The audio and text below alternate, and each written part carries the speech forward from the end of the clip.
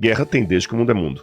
Como é que a gente pode seguramente olhar para essa situação agora e falar, não, agora pode ser, sendo que no passado tantos outros crentes se equivocaram? O que é Apocalipse? Revelação de Jesus Cristo, que Deus lhe deu para mostrar aos seus servos, o que em breve irá de acontecer. Ele enviou o seu anjo para torná-la conhecida a seu servo João, que dá testemunho de tudo o que viu. Apocalipse é a junção de duas palavras em grego. Então, apó significa para longe de, eu significa bom, calipto significa sombra. Eucalipto, boa sombra. Se eu tirar a palavra eu, fica apocalipto, para fora da sombra. Está às claras, está iluminado. Então, Apocalipse significa aquilo que saiu das sombras, aquilo que está claro. Revelado. Então, a palavra Apocalipse, ela não significa uma coisa obscura, uma coisa tenebrosa, fim do mundo. No Apocalipse significa justamente o que é revelado. Que eu acho que a gente pode começar primeiro falando das interpretações que tem do Apocalipse. Tem pelo menos 4 maneiras de entender o Apocalipse. A primeira maneira é a que a gente chama de preterista. Os teólogos que interpretam o Apocalipse de maneira preterista acham que as profecias do Apocalipse se cumpriram todas no primeiro século. Acabou. Não tem nada de futuro. O oposto do preterista? Futurista. É aquele que pensa que o Apocalipse é em 90% questões futuras, é o futuro escatológico, é o fim dos tempos, aquela coisa toda, não tem nada durante a história. Existe um terceiro grupo, eu faço parte dele, que é o grupo historicista. Ele acha que o Apocalipse vai se cumprindo aos poucos ao longo da história humana, desde a época de Jesus até o fim dos tempos. E o último grupo é o grupo idealista. Ele acha que o Apocalipse é apenas uma grande parábola. Tudo são símbolos para ter um entendimento sobre outras coisas. Exatamente. Terrenas. Então, por exemplo, se o Apocalipse está denunciando a besta como um poder opressor, eu posso usar aquela mesma pregação para denunciar, sei lá, o ataque de um país sobre o outro.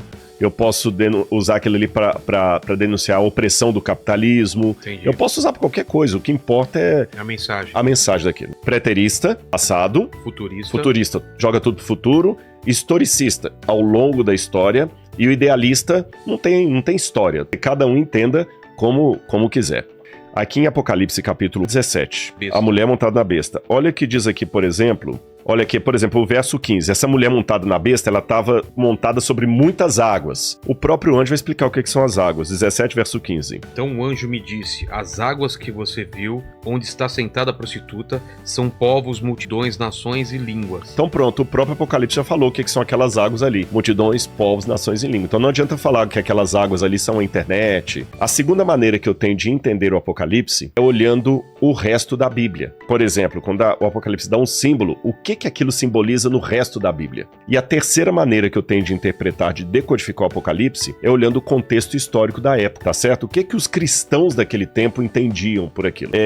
Se alguém vivesse daqui a 2000 anos e pegasse o nosso bate-papo aqui, ele ia ficar sem entender quando a gente falasse aqui, por exemplo, o pessoal da Bolsa de Valores tá achando que a coisa tá ficando preta. O que é isso? O pessoal da Bolsa de Valores. O que é Bolsa de Valores? Não existe mais. Não existe mais e não fazer a coisa ficando preta. Por que preta? O que quer dizer isso? Quer dizer, nós usamos expressões idiomáticas. Então, o que significa? É bom a gente mergulhar no contexto para entender as gírias, até piada. Tem piada que você contava, talvez, que só fazia sentido naquele contexto político específico. Então, entender o Apocalipse dentro do contexto. E a terceira e última coisa, para a gente agora fechar e começar a entrar no livro mesmo, é como o Apocalipse está estruturado. A maneira como a gente tem de contar a história é diferente da maneira do mundo oriental. Eles não tinham o privilégio que nós temos hoje de ter livro à vontade. Abra aí e lê. Não existia isso. Eram poucos livros. Pouquíssimas pessoas tinham acesso à leitura. Olha o que diz aqui Apocalipse, capítulo 1, versículo 3. Apocalipse 1, verso 3. Bem-aventurado aquele que lê e bem-aventurados aqueles que ouvem as palavras da profecia. Por que a Bíblia fala bem-aventurado aquele que lê e aqueles que ouvem? Quer dizer que só um tinha o livro. O Apocalipse capítulo 1 conta 7 cartas que são enviadas a 7 igrejas. E cada uma dessas cartas termina com uma promessa de que o vencedor vai estar na nova Jerusalém que vem do céu. Apocalipse capítulo 2, versículo 7 diz assim: o vencedor darei o direito de se alimentar da árvore da vida, que se encontra no paraíso de Deus. Apocalipse Apocalipse 2, verso 11. O vencedor de modo nenhum sofrerá dano da segunda morte. Apocalipse capítulo 2, versículo 27. Com cetro de ferro governará as nações, assim como eu recebi a autoridade do meu Pai, lhe darei a estrela da manhã. Tá falando todas as promessas sobre o céu. Quando você vai para o último capítulo do Apocalipse, ele repete todas aquelas promessas em Apocalipse capítulo 21. A mesma coisa. Vi o descer do céu a Nova Jerusalém, da parte de Deus, no meio da praça tem a árvore da vida. Aí quando você vai para o capítulo 7, fala dos 144 mil que nós vamos estudar. Você vai para o capítulo 14, tem os 144 mil. Então ele tem todo as mesmas coisas que você tem do capítulo 12 para trás, você tem do capítulo 12 até o 22. O capítulo 12 é o centro do Apocalipse. Então não se assustem de profecias que estão do capítulo 1 ao 12 se repetirem do 12 em diante. Agora, ele começa então, Deus falando com João assim, João, o que você vê, escreve para as igrejas que estão na Ásia Menor. E Deus fala com João o seguinte, você vai escrever... Ásia Menor, região da Turquia... Turquia e Grécia, hoje. E aqui diz assim, olha, capítulo 1, verso 19. Escreve, pois, as coisas que você viu, passado, as que são, presente, e as que hão de acontecer depois dessas. Por isso que eu tenho uma visão do Apocalipse historicista. Claro, não faz sentido achar que tudo já passou, né? Exatamente, mas eu tenho que ser honesto com você que há teólogos que são preteristas, tem gente que é futurista, tem gente que é idealista. E se baseia também na Bíblia. Exatamente, mas tem várias passagens, eu só li essa aqui, que ele fala que são coisas que passaram, que estão sendo e que vão acontecer. Aí ele fala, tá bom, Senhor, e quais são as cartas? Escreve para 7 igrejas que estão na Ásia Menor. A igreja de Éfeso, Esmirna, Pérgamo, Tiatira, Sardes, Filadélfia e Laodiceia. Você tem ali 7 igrejas que João coordenava como se fosse a paróquia dele. E essas 7 igrejas representam a igreja de Deus como um todo. E por que ele não deu só para 7 igrejas? É que na Bíblia os números têm significado como pra gente em português. Se eu falar com você assim, aquele cara é nota 10, pode contratar. O que eu quis dizer? Bom, excelente. Se eu falar assim, nossa, que a menina é um 0 que ela vale. Esquerda, né? 0 à esquerda, não vale nada. Pensa em sorte ou azar, o número que vem à mente. 13. Então a gente tem um significado para os números. Na Bíblia também tem um significado, só que são outros diferentes do nosso. 4 é universal. Quando eu quero falar assim, hoje a gente fala global, né? Hoje, por exemplo, 4 cantos do mundo. 4 cantos do mundo, os 4 ventos do céu, os 4...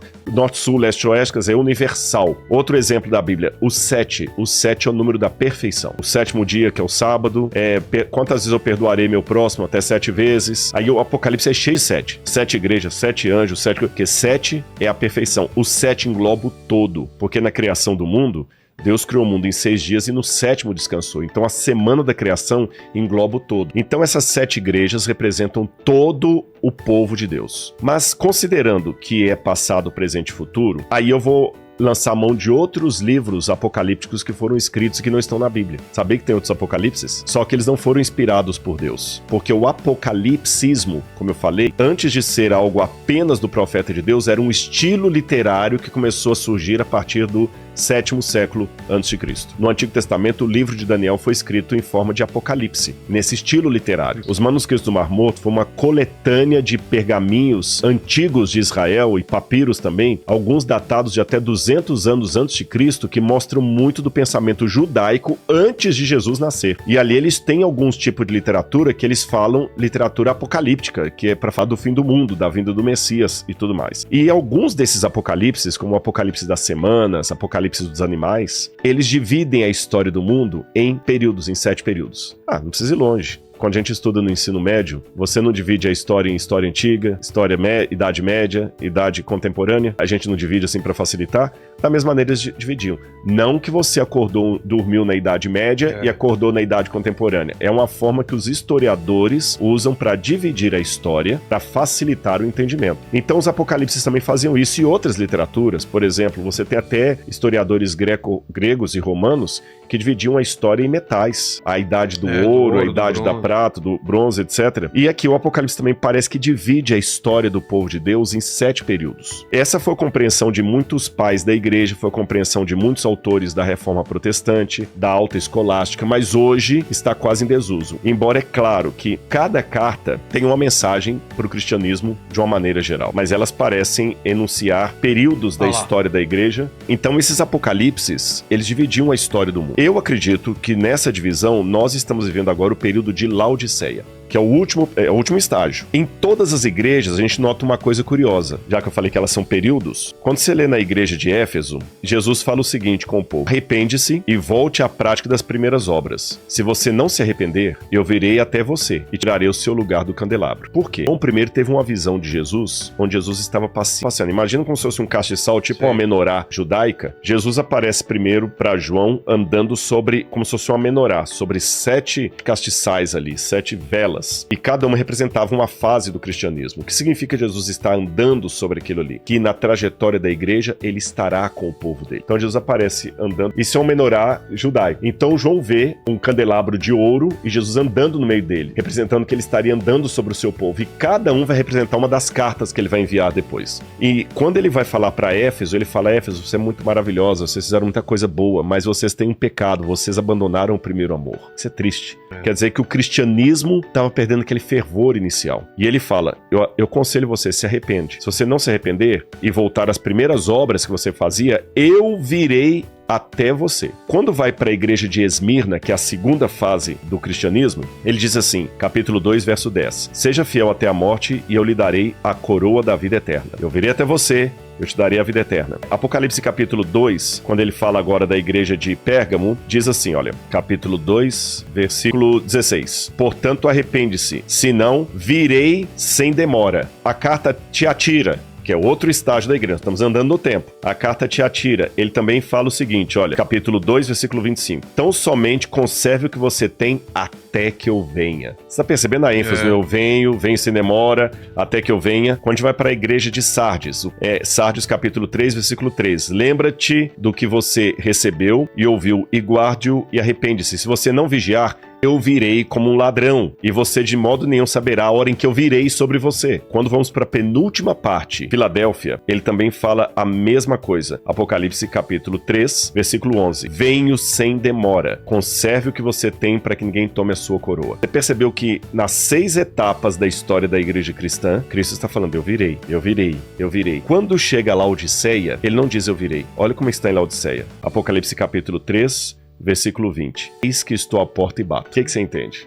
Quer dizer que agora ele chega. Então o período da volta de Jesus é na igreja de Laodiceia. Eu estou chegando. Então Laodiceia é o período da história do cristianismo que está iminentemente, assim, colado na volta de Jesus. Estou à porta e bato. Então, se estamos vivendo no período de Laodiceia, estamos vivendo na fase mais importante do cristianismo, porém é a fase mais triste. Ao anjo da igreja em Laodiceia, escreve: estas coisas diz o Amém, a testemunha fiel e verdadeira, o princípio da criação de Deus. Eu conheço as obras que você realiza, que você não é frio nem quente. Quem dera você fosse frio ou quente. Assim, porque você é morno e não é quente nem frio, estou a ponto de vomitá-lo da minha boca. Hoje a gente vive num mundo que todo mundo fala que a virtude está no meio, para citar Aristóteles, a Ética Nicômaco. Você tem que ser equilibrado em tudo. Parece uma frase correta, não parece?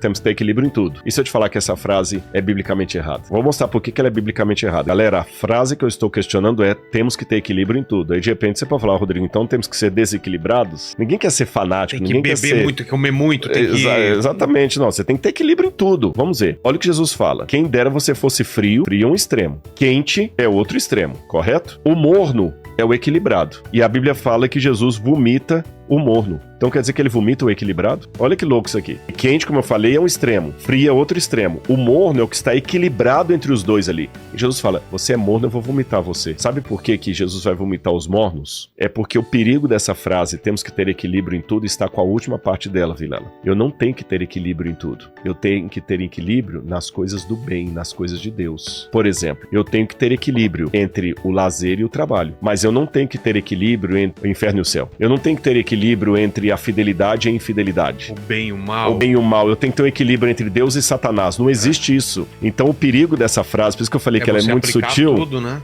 Eu tenho que ter equilíbrio em tudo? Não. Posso roubar ou não? Não, você tem que ser radical. É errado roubar, é errado mentir. Sabe, não tem meio termo, né? Só que as pessoas hoje, elas estão querendo ter o meio termo pra tudo. Exatamente. Por isso Jesus fala que ele vomita os equilibrados. E ele fala: você diz, eu sou rico, estou bem de vida e não preciso de nada. Mas você não sabe quem é infeliz. Sim, miserável, pobre, cego e nu. Eu aconselho que você compre de mim ouro refinado pelo fogo para que você seja de fato rico. Compre vestes brancas para se vestir, a fim de que a vergonha da sua nudez não fique evidente, e colírio para ungir os seus olhos a fim de que você possa ver. Olha que interessante, essa carta à igreja de Laodiceia, porque temos que lembrar uma coisa, pessoal, lembra, nós estamos dividindo simbolicamente a trajetória do cristianismo em 7 partes. E como é simbolicamente, ele coloca como símbolo de cada parte uma carta para uma igreja, Certo. que trata de um problema local, simbolizando um problema futuro que a igreja passaria. A carta a Laodiceia era a cidade, ela tinha a maior produção têxtil de toda a Ásia Menor. Eles produziam um tipo de lã de cabra e essa lã era caríssima. Então a moda na época era produzida em Laodiceia. E olha que interessante, Jesus fala que ela estava nua. Era uma cidade tão rica que o pessoal fazia muita piada sobre a arrogância dos laodicenses. Produtora de têxtil e rica. Jesus fala que ela era pobre e nua. E para completar a ironia da carta apocalíptica, Laodiceia tinha a maior escola de oftalmologia de toda a Ásia Menor. Naquela época, inclusive faziam operação de catarata, faziam várias cirurgias. Essa aí é Laodiceia. Essa aqui, inclusive a colunata de Laodiceia. Isso aqui a cidade também tem Dicamanos e Manos, são as duas ruas principais. Vias. Essas colunas que o pessoal está vendo aí, do lado ficavam sempre lojinhas. Ali entre as duas colunas do meio ali tem uma coisa bem preservada lá, que é como se fosse um jogo de gamão na porta ainda da época. Hoje tá tudo destruído, mas na época isso aqui é como se fosse a Quinta Avenida de Nova York. Nós achamos Eliseu lá de Paris, movimentada, riquíssima. Então uma cidade rica, produtora de colírio para olhos, produtora têxtil, e Jesus fala que ela era pobre, cega e nua, porque isso representa o cristianismo hoje. É lógico, tem muitos cristãos ainda sofrendo ao redor do mundo. Você já ouviu falar na Janela 1040? Janela 1040 é o quadrante do mundo onde tem os países mais hostis ao cristianismo, onde ser cristão nesses países é querer morrer. Afeganistão, Tibete, o Iraque, China, Paquistão, por exemplo, o cristão sofre lá, são mortos, igrejas são queimadas. De modo geral, pelo menos na situação aqui do Ocidente, nós ainda gozamos de liberdade religiosa. Apesar disso, tem lugares onde os cristãos sofrem. É onde nós estamos mais na situação de Laodiceia, brigando por placa de igreja, arrogância, cristão detonando com cristão na internet. E hoje a gente tem prata e ouro, tem igreja da com pau, tem TV, tem tudo e tal, mas cadê o nosso poder do Espírito, a unidade cristã? Olha quantos escândalos em nome da fé, quantos cristãos, ao invés de se limitarem a defender a Bíblia de acordo com o que ele interpreta, ele gasta o tempo todo só detonando contra o Cristo. Nós estamos no período de Laodiceia, nós achamos que temos tudo e não reconhecemos que somos pobres, nus. Uma vez, numa cidade europeia, havia um lugarejo onde as pessoas tinham o seguinte comportamento. As pessoas saíam cedo do trabalho e elas deixavam as casas delas e caminhavam 4, 5, 8 quilômetros para a lavoura. E passavam o dia inteiro trabalhando na lavoura, à noitinha voltavam, guardavam as ferramentas, limpavam o pé ali e iam dormir, para no outro dia fazer isso de novo. Qual era a rotina? Acordava com o nascer do sol, tomavam de jejum, todo mundo saía assobiando pela estrada 10 quilômetros, 8 quilômetros até a lavoura, trabalhavam o dia inteiro na lavoura, ao pôr do sol voltavam e assim continuava. Mudou-se para aquela cidade um circo, desses circos itinerantes, e havia palhaços ali, e as pessoas riam demais com as palhaçadas que os dois humoristas faziam. Eles contavam as piadas, davam cambalhota, e a rotina da cidade mudou, porque agora eles acordavam cedo, iam para o lugar lá na lavoura, à noitinha voltavam, antes de dormir, assistiam o espetáculo, e depois que assistiam o espetáculo, ia todo mundo para casa rindo para no outro dia fazer tudo de novo. Aconteceu que um dia, enquanto as famílias estavam trabalhando na lavoura, o mato em volta da cidade estava seco, começou a pegar fogo. Os palhaços estavam no circo se aprontando para o show. Quando um olhou pela janela, falou assim: tá sentindo cheio de queimado? Tá pegando fogo! O fogo tá alastrando, vai chegar na cidade. Então vão apagar o fogo. Não dá para apagar o fogo, a gente tem que chamar o pessoal para ajudar. Só nós dois não damos conta. E lá foram 2 palhaços, estrada fora, gritando e gesticulando. Quando o povo da lavoura viu, o que você acha que aconteceu? Começaram a rir. A rir, claro. E quanto mais os palhaços gritavam fogo, mais engraçado ficava. E a história diz que o fogo pegou as casas, o trailer, o circo, a perda foi total. Todos perderam tudo. Jesus, quando contava uma parábola, perguntava ao auditório: o que vos parece? Onde está o problema? Com a mensagem ou com os mensageiros? Eu falo que Jesus em breve voltará, mas eu não vivo como alguém que está esperando Jesus voltar. Eu falo que Jesus mandou amar ao próximo como a si mesmo e eu só uso a minha influência na internet para detonar com pessoas. Onde é que está o amor que Jesus mandou? Tem pessoas que são especializadas em denúncia. Eles não são especializadas em amar. Eles querem, ao invés de apenas anunciar a verdade, eles só querem combater o erro. Porque dependendo da ênfase, tem pessoas, por exemplo, que falam mais do diabo do que de Jesus. Ele quer tanto combater os ardis de Satanás. Uma vez teve um pregador que um irmão chamou e falou assim: pastor, nós temos que denunciar os ardis de Satanás, irmão. Tudo bem, pastor, temos que denunciar os ardis de Satanás. Satanás. Mas o senhor já notou que no seu púlpito, o senhor citou só no último sermão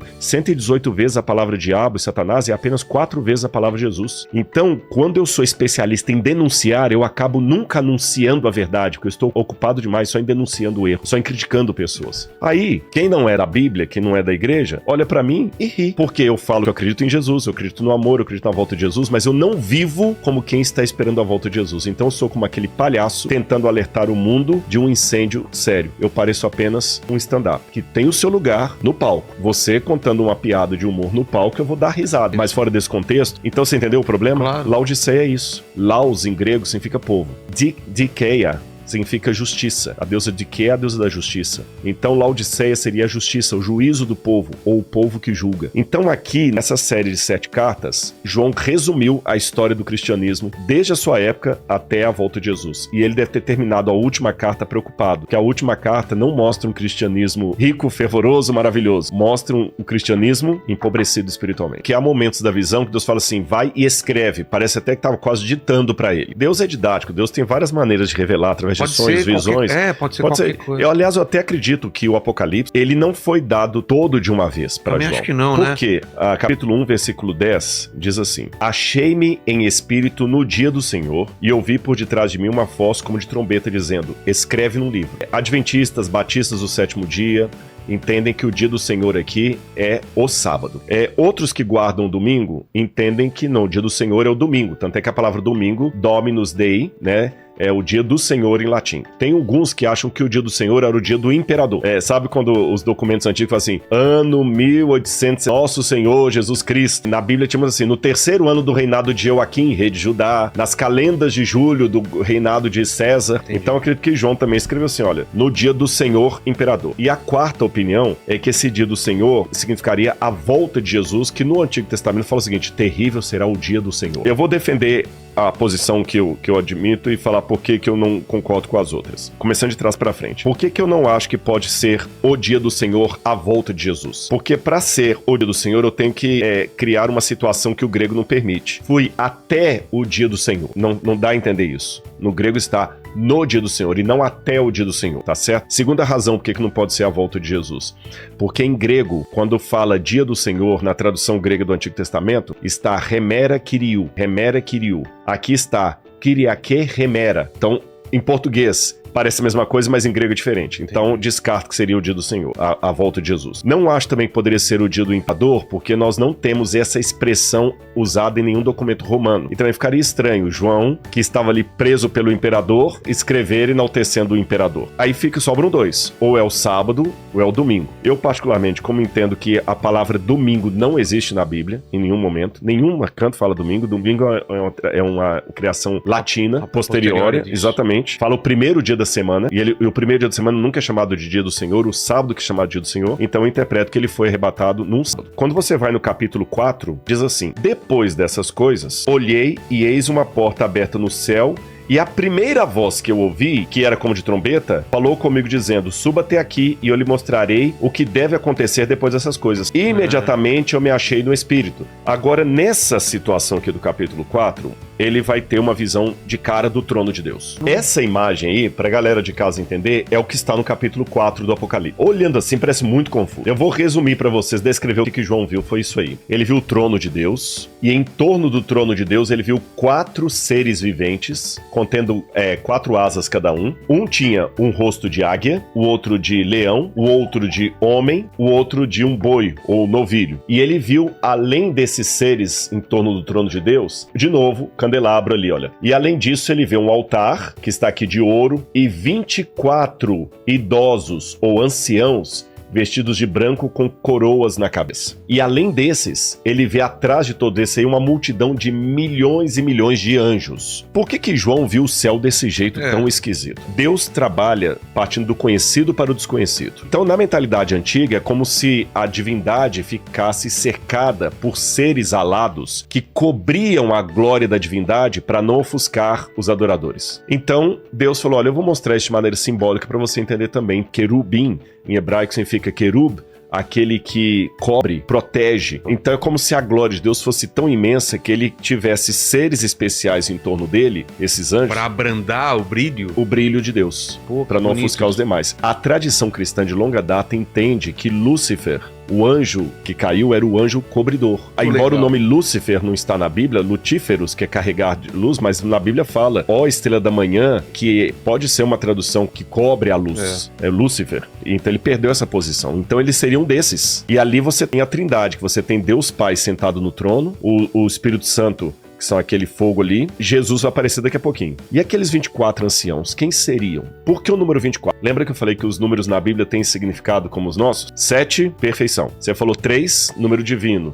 4, universal. E 12 é o símbolo do povo de Deus. Eles multiplicavam o número quando queriam dar um sentido especial para ele. Falando em português, se eu quero falar que o cara é nota 10, pode chamar que esse cara aí é 10 vezes 1000. Então aqui, 24 é um múltiplo de 12. 12 vezes 2. Alguns pensam que esses anciãos não eram anjos porque eles estão com coroa. Em nenhum momento da Bíblia, anjos ostentam coroa. Quem ostenta coroa, a promessa da coroa no Apocalipse é para os filhos de Deus. Então a coroa no Apocalipse nunca é dada a anjos. Em nenhum canto da Bíblia. A coroa é dada por aqueles que vão reinar e governar com Cristo. Seres humanos que forem salvos. Então ali está falando de representantes do povo de Deus que já estariam no céu agora, ali em torno do trono. E quem seriam esses? Quando a gente vai para o Evangelho de Mateus, Mateus capítulo 27, versículo 51 em diante diz assim, quando Jesus morreu: Eis que o véu do santuário se rasgou em duas partes, do alto a baixo, e a terra se tremeu, e as rochas se partiram, os túmulos se abriram, e muitos corpos de santos já falecidos ressuscitaram.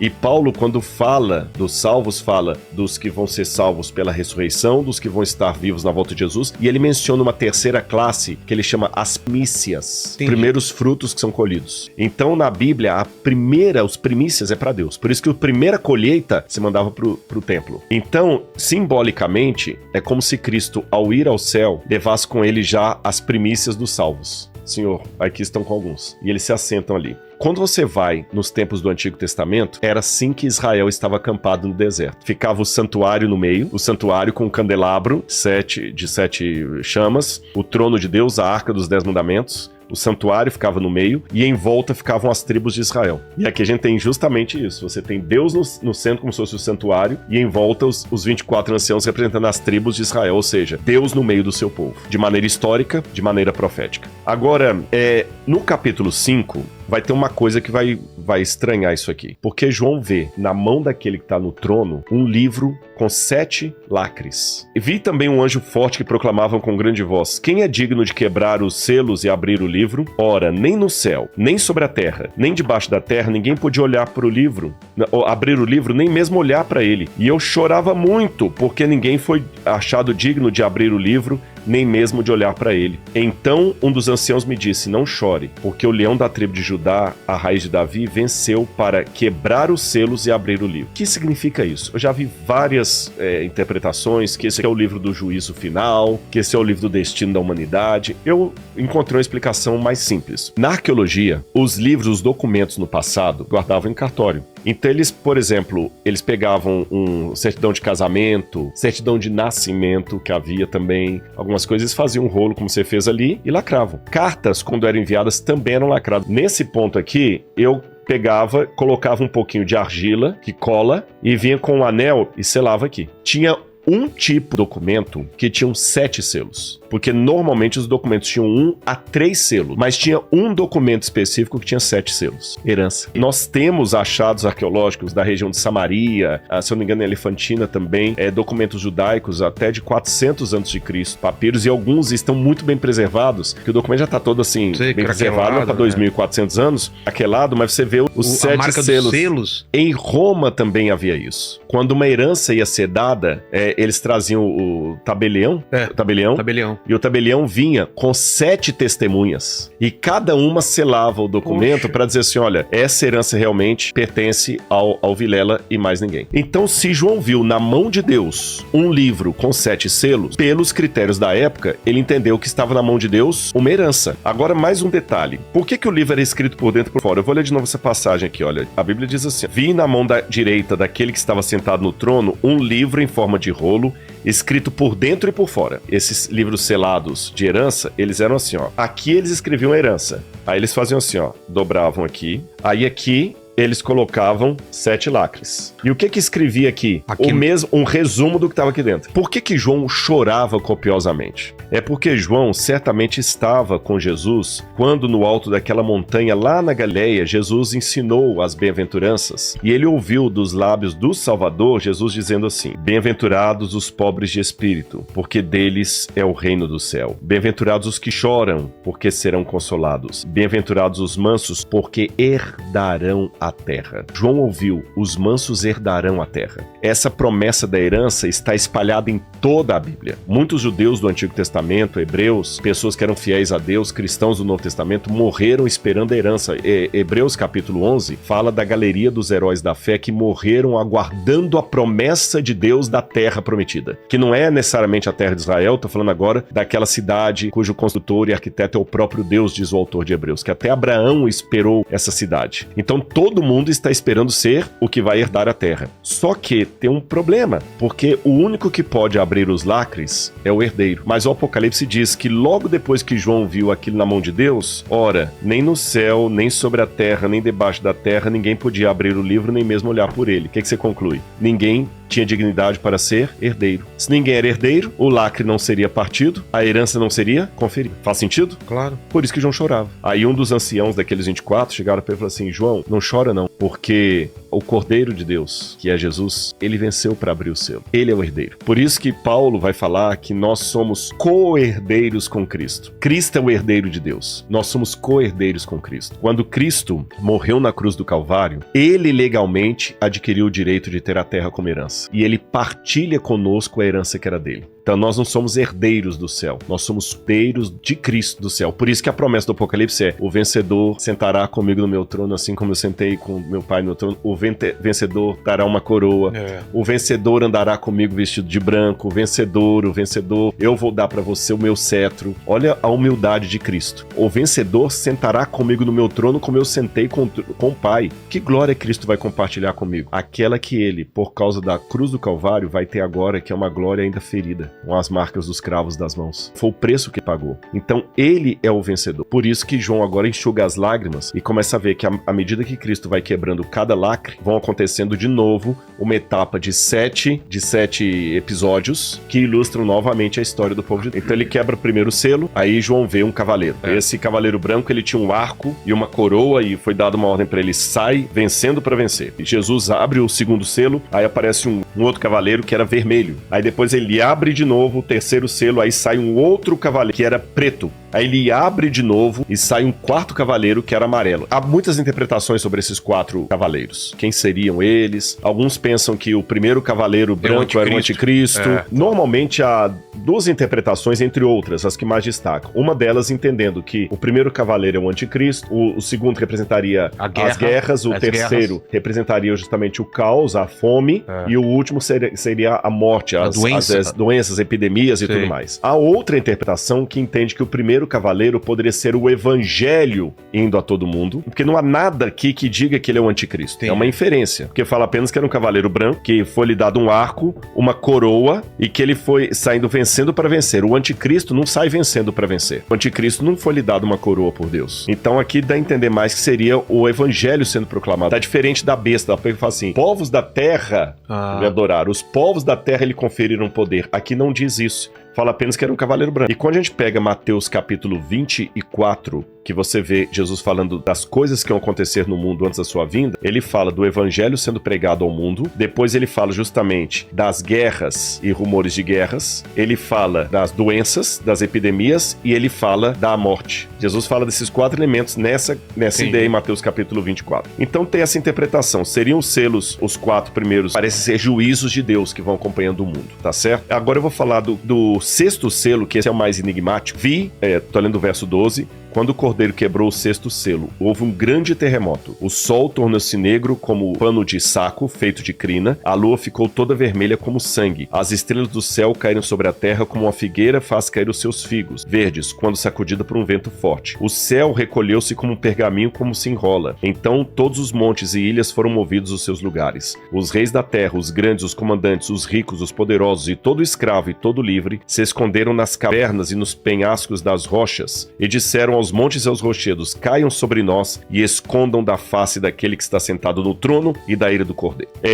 A gente vê que novamente, assim como aconteceu com o primeiro ciclo das 7 igrejas, aqui você tem de novo outro ciclo de 7 que também culmina na volta de Jesus. As 7 igrejas culminam em Laodiceia, a última etapa do cristianismo. Os 7 selos culminam na volta de Jesus. Porque tem o sexto selo, que é a volta de Jesus, o sétimo já é o silêncio do céu. Agora é a solenidade, agora vai vir o julgamento. Uma coisa interessante, quando a gente vai para Mateus capítulo 24, os discípulos subiram com Jesus no Monte das Oliveiras e perguntaram: Senhor, que sinal haverá da tua vinda e da consumação dos séculos, do fim do mundo? Aí Jesus fala com eles as coisas que iam acontecer. Jesus fala que vou repetir porque eu já falei isso aqui. O evangelho do reino vai ser pregado a todo mundo em testemunho de todas as nações. Parece com um cavalo branco. Haverá fomes e terremotos em vários lugares. Parece realmente com o cavaleiro pálido. Haverá guerras e rumores de guerras, o cavaleiro amarelo. Muitos apostarão da fé. Aí alguns pensam, se o cavalo branco representa o evangelho, o escuro deve ser o oposto dele. E muitos apostatarão da fé. E haverá epidemias em várias partes. Logo em seguida, a tribulação daqueles dias, o sol escurecerá, a lua não dará sua claridade, as estrelas cairão do firmamento e os poderes do céu serão abalados. Logo em seguida, a tribulação daqueles dias, o sol escurecerá, número 1, a lua não dará sua claridade, número 2, as estrelas cairão do firmamento, número 3, e os poderes do céu serão abalados. Então verão vir no céu o sinal do Filho do Homem, e todos os povos da terra se lamentarão e verão o Filho do Homem vindo nas nuvens com poder e grande glória. Isso está em Mateus 24. Quando a gente vem em Apocalipse, o que a gente tem? Olha, quando o cordeiro quebrou o sexto selo, houve um grande terremoto. O sol tornou-se negro. Opa! A lua se tornou como sangue. As estrelas caíram por terra como a figueira faz cair os seus figos verdes. E o céu enrolou-se como pergaminho. Você está vendo que é o mesmo paralelo de Mateus 24. Então são coisas que vão acontecendo no mundo até a volta de Jesus. Que isso aqui foi escrito para pessoas que não tinham a oportunidade de ler. Eles tinham que memorizar. Então a mesma história, ela é contada em ciclos. Ele conta até o epílogo, volta de novo, dando outros detalhes que ele não deu anteriormente. Aí, depois que ele conta isso, tem os 144. Aí vem um silêncio no céu. Jesus voltou, agora é o momento do julgamento. Aí ele volta de novo à estaca zero. Por isso que o Apocalipse parece confuso, porque ele não conta uma história linear do começo ao fim. Ele conta e repete, lembrando que as partes vão se encontrando. Vamos começar a história toda de novo agora com detalhes que eu não dei antes. É como se eu falasse assim, olha, eu vou te ensinar hoje como é que você aprende hebraico. Primeira coisa que você decorar é o alfabeto. Aleph, Beit, Gimel, Dalet, Rei, Vav. Aí você aprende o alfabeto. Na aula seguinte, eu falo muito bem. Agora que você aprendeu o alfabeto, vamos recitar o alfabeto. E vou te ensinar as primeiras palavras em hebraico. Aí na segunda aula você recita o alfabeto. Na primeira você aprendeu o alfabeto. Agora você recita e aprende novas palavras. Na terceira aula, já vou chegar. Cadê o alfabeto de cor? Eu quero o vocabulário que eu te ensinei e agora eu vou te ensinar verbo. Na quarta aula, agora eu quero o alfabeto de cor, as palavras, o verbo. Vamos começar a montar frases. O que eu tô fazendo? Cada aula eu tô repetindo o que eu falei na aula anterior, mas cada vez de maneira mais rápida e estou passando com novos acréscimos. Tudo está dentro do alfabeto, das 22 letras em hebraico. Só que cada vez eu tô aprendendo mais coisas sobre aquele alfabeto. Entendi. O Apocalipse é a mesma coisa. Tudo é, da agora de João até a volta de Jesus. Cada vez vou dando mais detalhes que eu não dei antes. Então já aprendemos. João estava preso na ilha de Patmos, quando ele tem a visão do Apocalipse. Ele divide a história da igreja cristã através das 7 cartas. Depois ele vê a cena do céu, onde o livro da herança é dado por causa de Cristo. E novamente 7 períodos até a volta dele. E agora o silêncio, porque o livro está aberto com a herança. Aí vem o capítulo 7, que fala dos 144 mil. E ele começa assim: depois dessas coisas, vi 4 anjos em pé nos 4 cantos da terra, segurando os 4 ventos, para que nenhum vento soprasse sobre a terra, nem sobre o mar, nem sobre árvore alguma. Em Ezequiel capítulo 37, verso 9, Zacarias 6, versos 1 a 4, Jeremias 49, 36, você vê que o vento do céu ele tem 2 sentidos. Primeiro, os ventos de Deus vêm para ressuscitar os seus filhos, para dar o galardão. É a visão de Ezequiel capítulo 37. Fala assim: soltem os 4 ventos para que venham e soprem sobre esses cadáveres, fazendo-os reviver. Quando você vai já para Jeremias 49, verso 36, fala assim: solte os ventos de Deus que vêm para julgar a terra. Lembra que eu falei que uma das características de aprender o Apocalipse é olhar o símbolo no restante da Bíblia. Então aqui ele fala, segurem os 4 ventos. Ou seja, não chegou a época ainda nem de julgar o mundo, nem de dar o galardão para os filhos, apesar de ter aberto o selo. Por quê? Porque nós ainda temos que selar na fronte os 144 mil. Quem seriam? Aí fala o seguinte, olha, não danifiquem nem a terra, nem o mar, nem as árvores, o juízo final de Deus, até marcarmos com o selo a testa dos filhos do nosso Deus. Então ouvi o número dos que foram marcados com o selo. Eram 144 mil de todas as tribos de Israel. A interpretação mais corrente hoje é que aqui significam 144 mil judeus que serão selados no finalzinho da história do mundo. Antes que o mundo chegue assim ao primeiro minuto da eternidade, haverá uma grande tribulação. Nessa grande tribulação, o anticristo vai dominar a terra com uma força muito grande. Nessa grande tribulação, também chamada de tempo de angústia de Jacó, é outra expressão que aparece na Bíblia, o poder de Deus praticamente não vai ter muita coisa para fazer na terra. Não é porque Deus ficou derrotado, não, é porque a humanidade estará atingindo um tal estado de delinquência, de degeneração, de afastamento de Deus, que o Espírito Santo não terá mais acesso ao coração humano. E quem dominará o mundo será o anticristo, tá certo? Isso é ponto pacífico entre todos os teólogos. Isso que é a grande tribulação. Até aí você entendeu? Agora, quando que será a volta de Jesus nisso aqui? Para alguns teólogos, a volta de Jesus é antes da grande tribulação. Jesus vem, arrebata a igreja, porque vai ser tão caótico que vai estar aqui na terra. Tão violento, tão pá, que Deus vai fazer com a igreja dele assim, eu vou tirar vocês daí pra vocês não sofrerem isso. E nessa visão, que é chamada de pré-tribulacionismo, quem vai ficar pra trás? Não tem aquele livro do Tim LaHaye, Deixados para trás? E fizeram um filme também com o Nicolas Cage, se eu não me engano, né? A própria novela Apocalipse da TV Record, da Record TV. A ideia é que Cristo vai arrebatar a igreja, e quem vai ficar pra trás? Vai ficar pra trás aquela pessoa que não estava tão espiritualmente preparada, e Deus ainda vai dar uma chance. Ele pode até se arrepender, comer o pão que o devil amassou ali. E os judeus também vão, nessa época, reconhecer Jesus ao Messias. Muitos judeus vão se converter e vão ficar pra trás também aqui, sofrendo com o anticristo. Isso é o pré-tribulacionismo. O meso-tribulacionismo vai achar que a volta de Jesus vai vir em meio a esse caos. Não antes, mas em meio ao caos. O pós-tribulacionista acredita que não, que a volta de Jesus será após a grande tribulação. E para o pós-tribulacionista, a igreja passará pela tribulação também. E quem será a igreja que passará pela grande tribulação? Os 144 mil. Para essa terceira opinião, é claro. Eu sou dessa terceira opinião. Também. Alguém pode falar, Rodrigo, mas eu sempre ouvi falar que eram judeus. Para mim, não são judeus, eu vou explicar por quê. Lembra que o Apocalipse é um símbolo. E como símbolo, tem que entender o símbolo como símbolo. O fato, por exemplo, o Espírito Santo é uma pessoa, mas João vê 7 espíritos de Deus diante da... É lógico que é simbólico, senão vou acreditar num politeísmo aí, né? 7 espíritos de Deus. É um espírito só representado pelo número 7, porque é o número da perfeição. O Messias, por exemplo, ele é ungido com 7 espíritos de Deus. Outro exemplo que eu poderia dar, as 7 igrejas do Apocalipse, na verdade é uma igreja cristã só, mas ele divide essa igreja cristã em 7 igrejas para representar a plenitude da igreja cristã. Então, para mim, por que fala 144 mil judeus? Olha que, se eu pegar literalmente aqui, eu tenho alguns problemas. Porque fala que o número é 144 mil. Será que é número literal? Segundo, não envolve judias, mulheres, só homens. Quando você vai para o capítulo 14, fala desses mesmos 144 mil e diz assim, olha, olhei e eis que o cordeiro estava em pé sobre o monte Sião, e com ele estavam os 144 mil que tinham escrito na testa o nome do cordeiro e do seu Deus. Ouvi uma voz como de muitas águas, como o som de um forte trovão. A voz que ouvi era como o som de harpa. Entoavam um cântico diante do cordeiro. Ninguém podia aprender o cântico, são 144 mil. E diz assim, esses são os que não se macularam com mulheres porque são virgens. Então, se eu entender isso aqui literalmente, os 144 mil só podem ser judeus que nunca se casaram porque são virgens, então complica. E vou complicar mais ainda. Não podem ser 144 mil judeus, porque judeu é quem é da tribo de Judá. Aqui fala que era 12 mil da tribo de Naftali, 12 mil da tribo de Zebulun, 12 mil da tribo de... Só não tem a tribo de Dan aqui. Então, para mim, é um símbolo. Paulo fala na carta aos Romanos que o Israel de Deus hoje é a igreja. Você entendeu? Ele falou assim, olha, Deus pode suscitar descendentes para Abraão dessas pedras.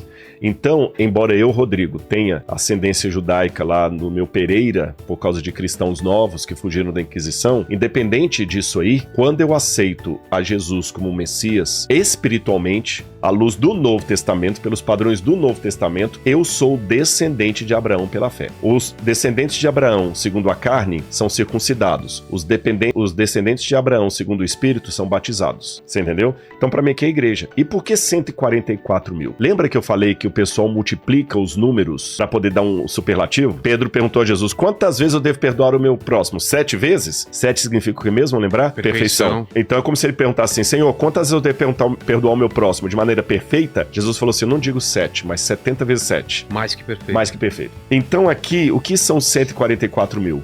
12, que nós falamos que é o povo de Deus. Isso. Vezes 12, vezes 1000. Então o povo de Deus de todo lugar. E a prova maior que é assim mesmo, que o Apocalipse ele tem uma forma, lembra que eu falei da aula de hebraico? Você aprende primeiro isso, depois ele amplia, depois tem uma chave, né? Depois que ele fala de 144 mil, imediatamente ele fala assim, depois dessas coisas, eis uma grande multidão, que ninguém podia enumerar, de todas as tribos, nações e povos e línguas de pé diante do trono e do Cordeiro, vestidos de vestes brancas com ramos de palmeiras nas mãos. Então aqui ele amplia a visão anterior. Então para mim, esses 144 mil são aquela multidão de sinceros, judeus ou não judeus. Até eu, particularmente, quando falo o seguinte, os judeus ficarão para trás, isso para mim é muito antissemita, soa Total. muito antissemita. Aí vão começar tudo de novo. Vem agora as 7 trombetas. Falamos de 7 cartas. 7 selos. 7 selos, E agora 7 trombetas. As trombetas estão no capítulo 8, 9 e 10. Elas estão em paralelo com as 7 pragas do capítulo 16. Ah, é? E trombeta tem um significado o quê? Anunciação,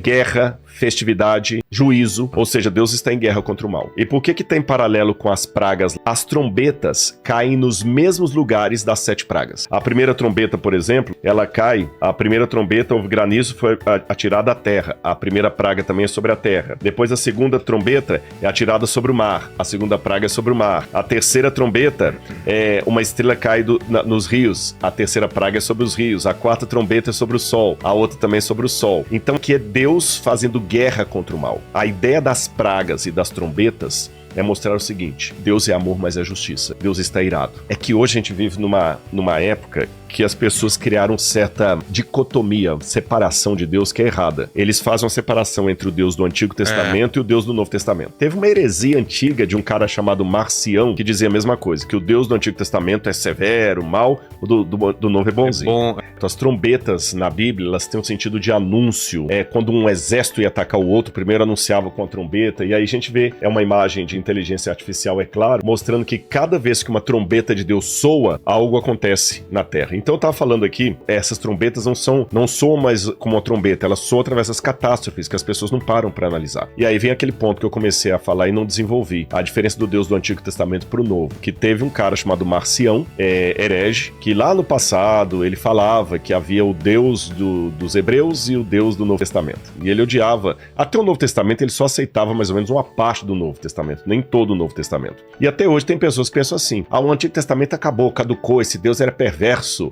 o Deus bom, o Deus do Novo Testamento é Jesus. Gente, em primeiro lugar, isso para mim não faz o menor sentido, porque Jesus, em toda a sua pregação, ele fala que ele veio revelar o Pai. Então, das duas, uma. Se ele veio revelar o Pai e Jesus em nenhum momento desautorizou o Antigo Testamento, nem falou que estava ultrapassado, ele falou bem claro, não vim revogar a lei ou os profetas, vim cumprir. E cumprir não é no sentido de cumprir, acabou, não tem mais nada para fazer não, porque ele continua dizendo, ele continua, ainda que o céu e a terra passem, nem um i, nem um tio jamais cairá da lei até que tudo se cumpra. Aquele que menosprezar o menor dos mandamentos e assim ensinar os homens será considerado mínimo no reino dos céus. Aquele, porém, que os ensinar e guardar será considerado grande no reino dos céus. Então qualquer pregação que tente anular o Antigo Testamento, que fala que ele é ridículo, que é uma revelação estúpida, que já está ultrapassada, caduca, ele não está entendendo o que Jesus falou em Mateus 5,17, que Jesus deixou bem claro, eu não vim anular essa lei. Ele veio cumprir, mas cumprir, repito, não é no sentido que agora que cumpriu, então agora pode fazer o que quiser, você entendeu? E esse Deus do Antigo Testamento, ele ama tanto como o do Novo. E o do Novo é capaz de se irar tanto quanto o do Antigo. Quer ver uma coisa interessante? Quando a gente leu sobre o sexto selo, e disseram aos montes, caiam sobre nós e nos escondam da face daquele que está sentado no trono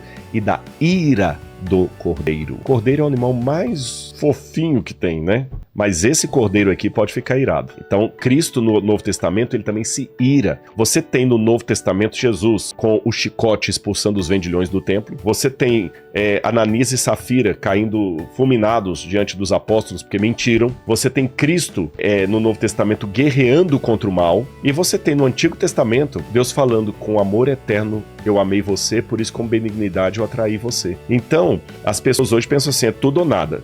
Se Deus é amor, então ele não pode ficar irado. Deus não julga ninguém. Isso é mentira. Deus é amor, Deus é amor. Não, Deus é amor, mas ele também é justiça. Compreende a questão? Deus não vai levar ninguém para o céu na marra. Então, se a pessoa não quer, ela vai enfrentar o que é o não Deus. A partir disso, então, eu entendo que essas trombetas, elas são a maneira de Deus falar ao longo da história. Meu juízo está vindo, meu juízo está vindo. Nesse sentido, é interessante que quando a gente vai para Mateus capítulo 24, que eu fiz menção aqui, onde Jesus também tem a profecia do que iria acontecer no fim do mundo, Mateus 24 diz assim, olha: Jesus estava sentado no Monte das Oliveiras quando os discípulos se aproximaram dele e em particular lhe pediram: diga-nos quando essas coisas vão acontecer e que sinal haverá da tua vinda e do fim dos tempos. E Jesus respondeu: tenham cuidado para que ninguém os engane, porque virão muitos em meu nome dizendo: eu sou o Cristo, e enganarão a muitos. Vocês ouvirão falar de guerras e rumores de guerras. Fiquem atentos e não se assustem, porque é necessário que assim aconteça. Mas ainda não é o fim. Mas ele continuará dizendo: porque nação se levantará contra nação, reino contra reino. Haverá fomes e terremotos em vários lugares, porém todas essas coisas são o princípio das dores. No grego, esse princípio das dores, eu estou com o Novo Testamento grego aqui, são as dores de parto, quando a mulher está para dar à luz. Então aqui está a contração de parto. Paulo também fala, são a contração do parto. Então Jesus falou o seguinte: as guerras não são sinal seguro do fim, mas elas são o início das dores. Você que é pai, quando a mulher começa a ter a contração, o bebê pode nascer 1 hora depois ou 18 horas depois. Mas se você é um bom marido, você não paga pra ver. É verdade, você já fica esperto. Na primeira contração, você já vai pro hospital. Pode ser que essa guerra agora possa ser mais uma e ainda tem umas 50 anos de história pela frente. Mas como estamos na contração do parto, sem sensacionalismo, sem teoria da conspiração, vamos ficar ligados. Guerra e rumores de guerra. Exatamente. Aí depois disso, Jesus fala: nesse tempo, muitos vão se escandalizar, trair e odiar uns aos outros. Olha a Odisseia aqui. Muitos falsos profetas se levantarão e enganarão a muitos. E por se multiplicar a iniquidade, o amor se esfriará de quase todos. Aquele, porém, que ficar firme até o fim, este será salvo. E será pregado esse evangelho do reino a todo mundo para testemunho a todas as nações. Então virá o fim. O que eu tô fazendo aqui? Eu tenho certeza que milhões de pessoas vão ser alcançadas. O evangelho tá espalhando. Então vai vir o fim, tá certo? Só que as trombetas são aquele aviso: olha, eu tô ouvindo, olha as contrações de parto, olha as contrações de parto. Quando as trombetas terminam, aí de novo a história zera. Olha o Apocalipse, sempre ele vai e zera. Primeiro nós temos a igreja dividida em 7 períodos, as 7 cartas, depois tem os 7 selos, e agora vem as 7 trombetas. Jesus está voltando, a trombeta. Aí vem agora o centro do Apocalipse. Agora vamos para metade do livro do Apocalipse. Então nós temos 7 igrejas do Apocalipse. O Apocalipse termina com a Nova Jerusalém do céu. Depois você tem 7 selos. Ele fala da volta de Jesus, que os 7 selos parecem sinais da volta de Jesus. Depois ele fala das 7 trombetas. Você tem 7 pragas. Aí tem um miolo de tudo, que é Apocalipse capítulo 12 a 14, que vai falar de 3 personagens muito interessantes: o dragão, a famosa besta que é o anticristo, e os 3 anjos que voam no céu. Viu-se grande sinal no céu. E o que João viu? Ele viu uma mulher no céu, mulher vestida de sol, tendo 12 estrelas na cabeça e uma lua debaixo dos pés. E a Bíblia fala que ela gritava com fortes dores porque ela ia dar à luz. Na mentalidade judaica do Antigo Testamento, a mulher sempre representou o povo de Deus. Quando a gente vai, por exemplo, a Cantares capítulo 6, versículo 10, quem é esta que aparece como a alva do dia, bonita como a lua, pura como o sol, impressionante como um exército com bandeiras? Quando você vai ao livro do Gênesis, o José do Egito tem um sonho, e ele sonha com o pai, a mãe e os irmãos dele se prostrando diante dele. E no sonho ele diz que viu o sol, a lua e 12 estrelas. Não é só no Antigo Testamento, não. A cultura cristã sempre interpretou a mulher como símbolo do povo de Deus. Tanto é que na Idade Média, os teólogos católicos falavam muito do mistério da casta meretrix. Seria a pura prostituta. Ou ela é casta ou ela é meretrix. Não tem como ser as duas coisas. Por quê? O povo de Deus tem um lado dele que ele fica fiel, que é puro, e tem um lado do povo de Deus que corrompe. Por isso que fala da casta meretrix na teologia católica, que está correto. Então, no judaísmo, eles sempre entendiam que Israel iria dar à luz ao Messias. Lá no Mar Morto, fala muito isso de Israel sofrendo dores de parto para dar à luz ao Messias. E é o que tudo indica de alguns documentos judaicos e da interpretação cristã, o povo de Deus sofre dores de parto 2 vezes. Para que o Messias venha uma primeira vez e para que o Messias venha uma segunda vez. Na primeira vez ele vem humilde montado no jumentinho. Na segunda ele vem com poder e grande glória nos céus. Essa mulher, ela sofre 2 vezes a dor de parto. Uma primeira, quando ela dá à luz ao Messias, que ele vem a primeira vez. E a segunda vez, quando ele volta com poder e grande glória. É por isso que Jesus, quando vai falar da volta dele, ele fala, tudo isso é o princípio das dores. Percebeu? Paulo também vai usar a mesma figura de linguagem, como uma mulher que está em trabalho de parto, etc. Agora, Israel deu à luz ao Messias? Deu, através de Jesus. E essa mulher, então, representa o povo de Deus num primeiro momento do Antigo Testamento, dando à luz ao Messias. É por isso que, sendo Maria uma mulher judia, que dá à luz a Jesus, e ela é perseguida por um tirano chamado Herodes, que mata todas as criancinhas de Belém, que queria achar a criança para matar, esse quadro é revivido por João aqui. Porque João fala que vê a mulher vestida de sol e ela está sendo perseguida por um dragão. Viu-se também outro sinal no céu, e eis um dragão grande, vermelho, com 7 cabeças e 10 chifres, e nas cabeças 7 coroas.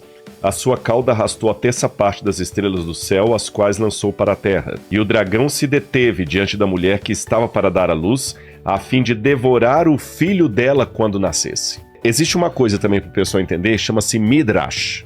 Midrash, na verdade, vem do hebraico darash, ou derash, que significa interpretar. Uma das maneiras que Deus tinha de revelar a profecia para o povo era misturar a história do povo de Deus com a história do Messias de Deus. Por isso que em Isaías capítulo 53, ele fala do Eved Adonai, do servo de Deus que sofre, e parece às vezes que você está lendo sobre Israel, às vezes é sobre o Messias. Lá no Novo Testamento, o profeta fala o seguinte, e Jesus saiu do Egito para que se cumprisse o que fora dito por intermédio do profeta. Do Egito chamei meu filho.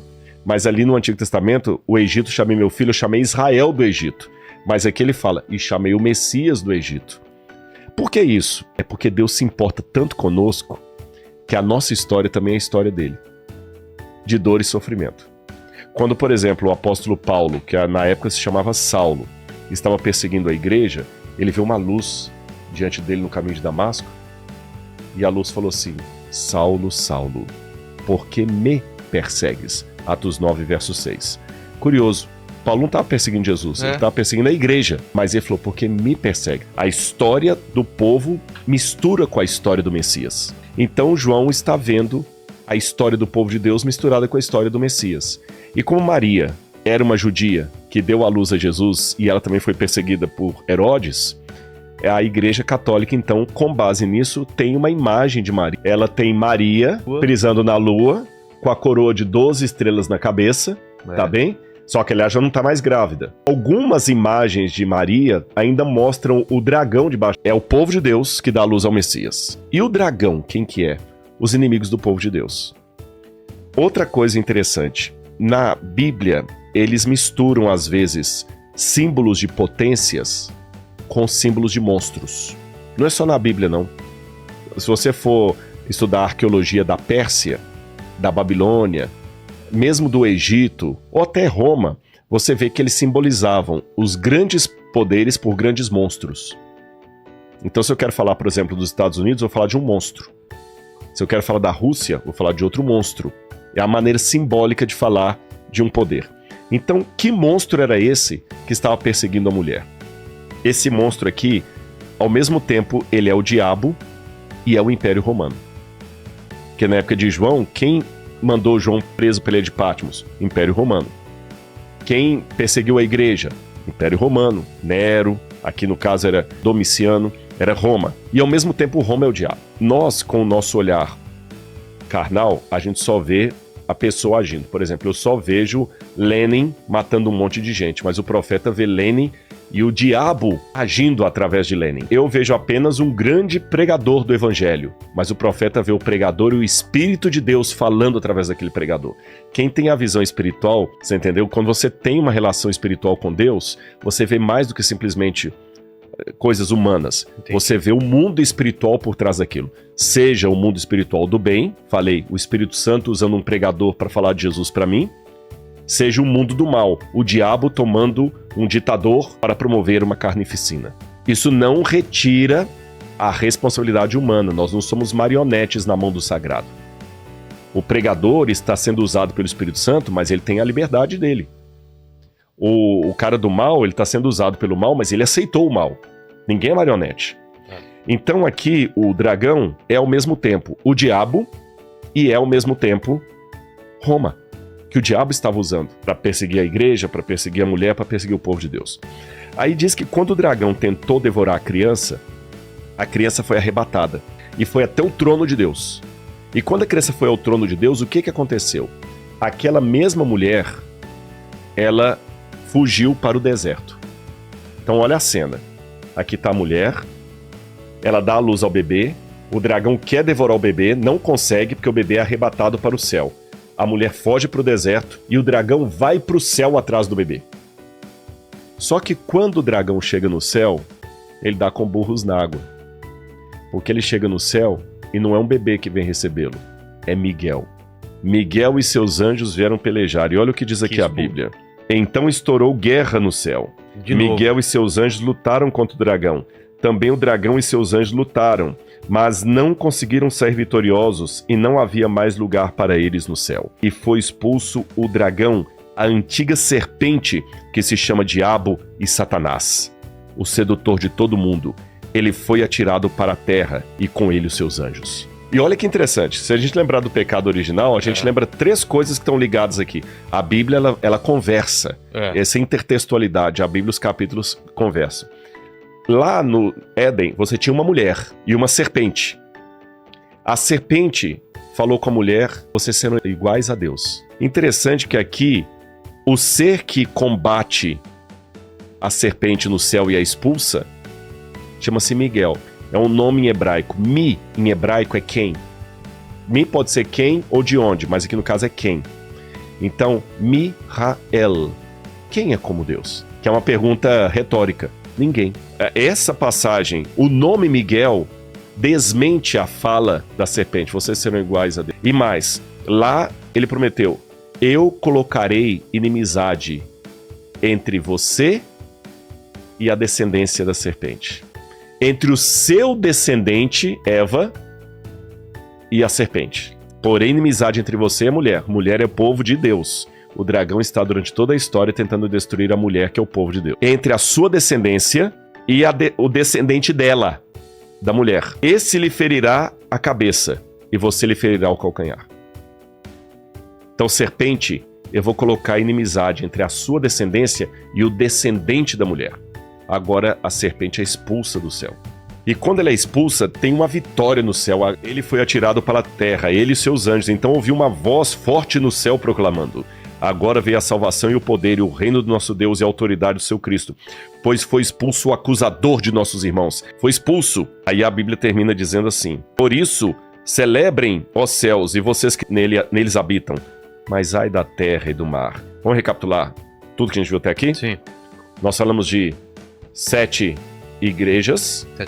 7 cartas que representam a história da igreja da época de João até a volta de Jesus, que é em Laodiceia. Certo. Falamos de 7 selos, que são sinais da volta de Jesus, das dores de parto que ia acontecer desde a época de Jesus, desde a época de João até a volta de Jesus. Falamos de 7 trombetas, os avisos de Deus ao longo da história até a volta de Jesus. E agora, uma súmula do grande conflito entre o bem e o mal, entre a luz e as trevas. Quando ele desce para a terra com fúria, sabendo que pouco tempo lhe resta, ele traz o conflito do céu para a terra. E como no céu ele tentou enfrentar Miguel com seus anjos, na terra ele tenta enfrentar o povo de Deus com aqueles que aceitam participar do reino dele. Então, nós estamos num grande conflito, nós estamos numa guerra espiritual entre as forças do bem e do mal, e os dois lados querem você e a mim. Se esse livro estiver certo, você só tem 2 posições. ou contra Cristo ou a favor de Cristo. Não tem meio termo. Ficar neutro é já estar em oposição. Agora, quando o dragão cai na terra, olha o que ele faz. Quando o dragão viu que tinha sido atirado para a terra, perseguiu a mulher que tinha dado à luz ao homem, ao filho homem. Mas foram dadas à mulher 2 asas de grande águia, para que voasse até o deserto, para o seu lugar, onde é sustentado durante um tempo, tempos e metade de um tempo, fora do alcance da serpente. Então, se a mulher está aqui e ela voou para o deserto, o dragão não tinha acesso a ela. Aí o que o dragão fez? Já que o dragão não pôde ir contra a mulher no deserto, diz o verso 17. O dragão ficou irado contra a mulher e foi travar guerra contra o restante da descendência da mulher. Quando eu falo restante, é o que sobrou. Então isso aqui é enigmático para mim. O dragão ficou irado contra a mulher e foi travar guerra contra o resto da descendência dela. A primeira pergunta que eu faço é o que aconteceu com ela? A última notícia é que ela está no deserto. Por que a descendência não estava com ela protegida no deserto? Se o diabo se ira contra o que sobrou da descendência da mulher, alguma coisa aconteceu com ela. Será que foi o arrebatamento? Aqui a Bíblia fala da estratégia do diabo e fala o seguinte: os que guardam os mandamentos de Deus e têm o testemunho de Jesus. Aí eu tenho um problema com o arrebatamento, porque o arrebatamento diz que vai ficar para trás quem não era tão fiel. E o restante da descendência da mulher são os fiéis. Eu vejo aqui uma ênfase muito grande à fidelidade aos mandamentos. Ensina-se muito que os 10 mandamentos do Novo Testamento caducaram, não tem nada a ver, acabou isso aí, isso é coisa do Antigo Testamento. Rodrigo está sendo veterotestamentário. Mas quando a gente vai para Apocalipse capítulo 11, verso 19, que inaugura essa visão, diz assim: abriu-se então o santuário de Deus que se acha no céu e foi vista a arca da aliança no seu santuário. E sobrevieram relâmpagos, vozes, trovões e grande chuva de granizo. Se os 10 mandamentos caducaram, se não tem lugar para os 10 mandamentos no Novo Testamento, por que João inaugura essa visão do grande conflito com uma cena da arca da aliança aberta no céu? Ele não só vê a arca da aliança no céu, mas como ele qualifica o restante da descendência da mulher como sendo os que guardam os mandamentos de Deus. Em continuidade a isso, é dito que o dragão ficou irado contra a mulher e foi travar guerra contra o restante da descendência dela, ou seja, os que guardam os mandamentos de Deus e têm a fé em Jesus. E isso ainda é reforçado no capítulo 14. Aqui está a perseverança dos santos, os que guardam os mandamentos de Deus e a fé em Jesus. E quando você pega todo o ato do anticristo, é sempre para afrontar os 10 mandamentos da lei de Deus. E aqui está muito claro no Apocalipse, João vê os 10 mandamentos no céu, na Arca da Aliança, depois 2 vezes é enfatizado. Pois é, os fiéis de Deus são os que guardam os mandamentos de Deus. Aí o que acontece? Essa mulher, o dragão, se pôs em pé sobre a areia do mar. Vi emergir do mar uma besta que tinha 10 chifres e 7 cabeças, e sobre os chifres 10 diademas, e sobre as cabeças nomes de blasfêmia. A besta que vi era semelhante ao leopardo, estão vendo o corpo dela lá? Com pés como de urso, presta atenção nos pés, e a boca como de leão. E o dragão deu à besta o seu poder, o seu trono e grande autoridade. Foi dada à besta uma boca que proferia arrogâncias e blasfêmias, e foi-lhe dada a autoridade para agir durante 42 meses. Opa. 42 meses, se você olhar num calendário de 12 meses, você tem 3 anos e meio. Sabe o que significa um tempo, 2 tempos e metade de um tempo? 3 anos e meio. Um tempo, mais 2 tempos, mais metade de um tempo, 3 anos e meio. Então aqui está falando do mesmo tempo em que a mulher passaria no deserto, só que com outra roupagem. É como se eu falasse o seguinte: eu te dou 2 dias para sair daqui.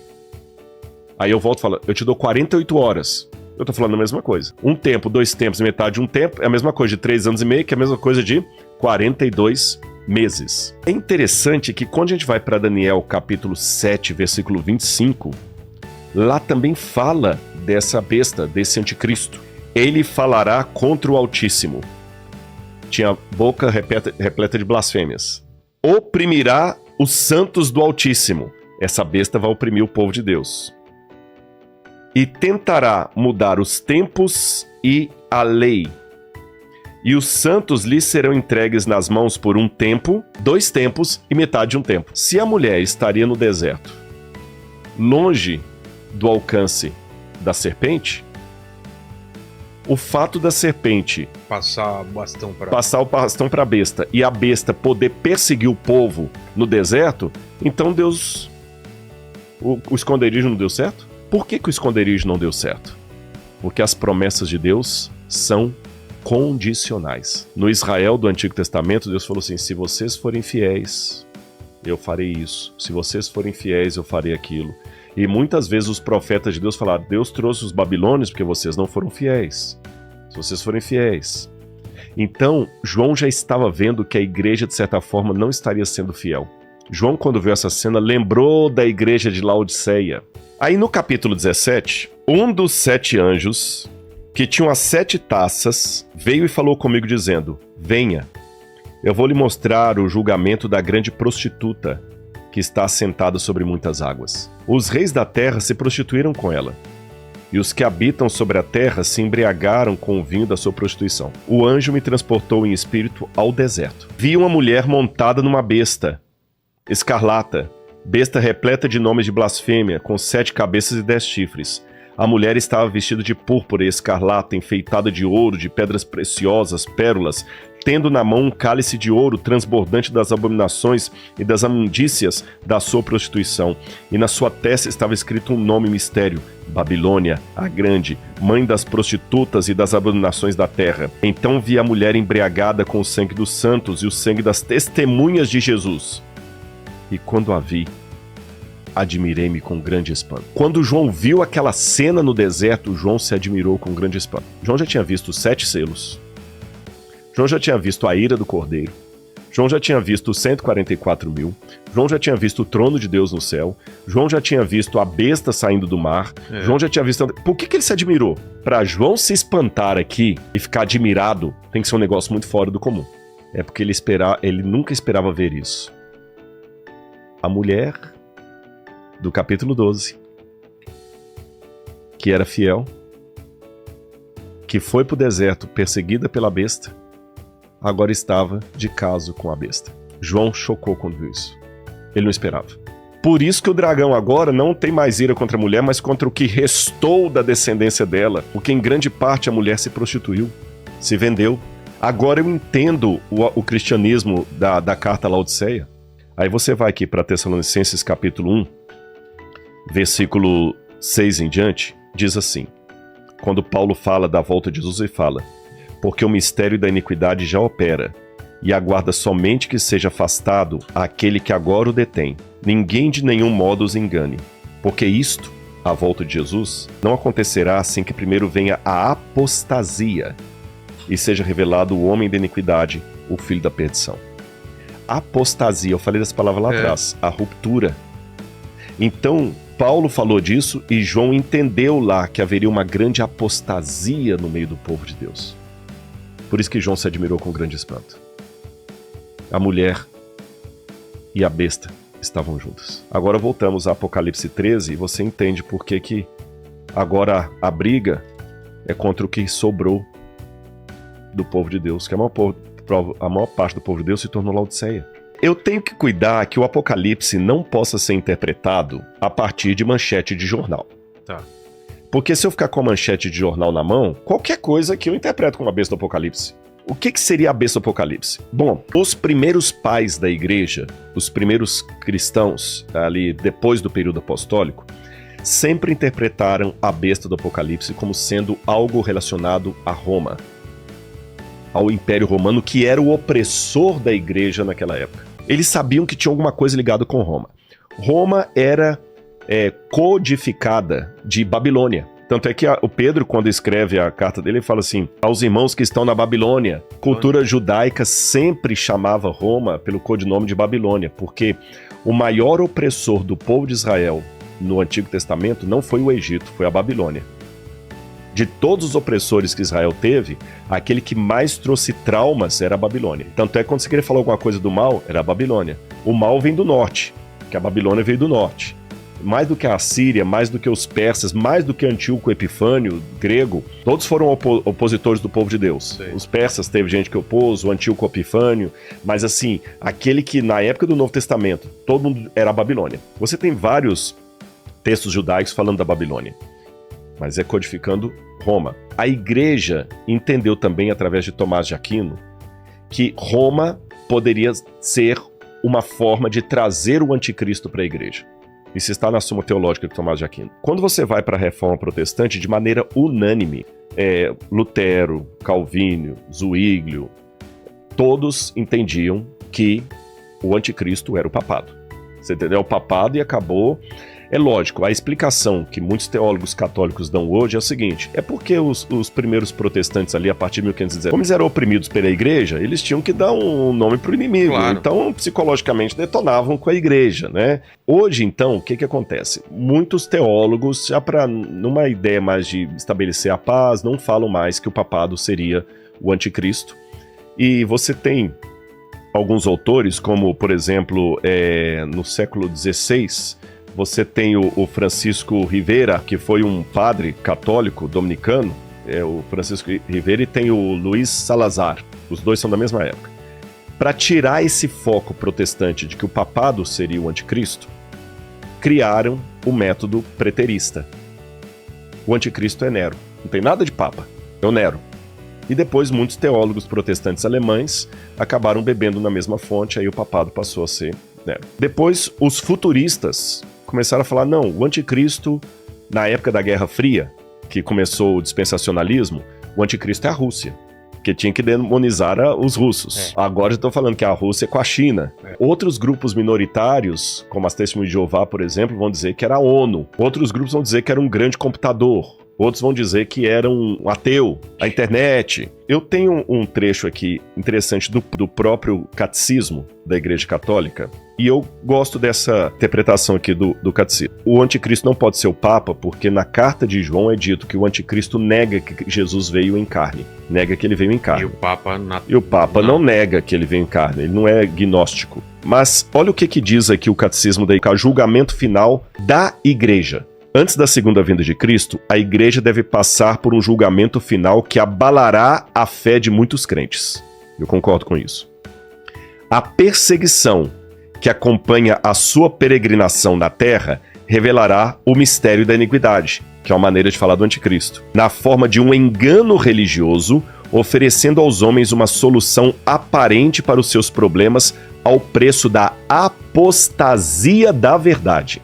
O anticristo tem que ser alguém que saiu de dentro do cristianismo, porque quando você vai aqui na carta de João, que fala do anticristo, fala aqui, olha, Evangelho de João, capítulo 2, versículo 18, fala, filhinhos, esta é a última hora, e como vocês ouviram que o anticristo vem, também agora muitos anticristos têm surgido, por isso sabemos que é a última hora.